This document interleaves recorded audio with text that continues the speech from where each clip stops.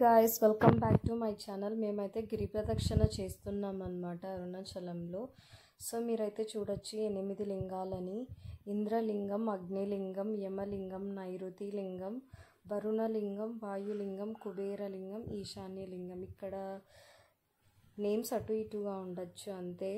So మధ్యలో మేము రమణ ఆశ్రమం కూడా చూసామన్నమాట. అక్కడ ఫోన్స్ అయితే నాట్ అలౌడ్. సో ఇది రూట్ మధ్యలో గిరి ప్రదక్షిణకు మధ్యలో అన్నమాట.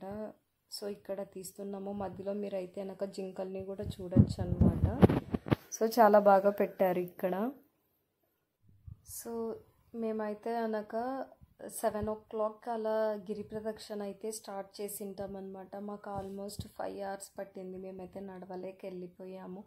చాలా రెస్ట్ తీసుకొని అయితే వెళ్ళామన్నమాట. ఆ రోజు అయితే నార్మల్గానే ఉన్నారు, రష్ అంత హెవీగా అయితే లేరన్నమాట.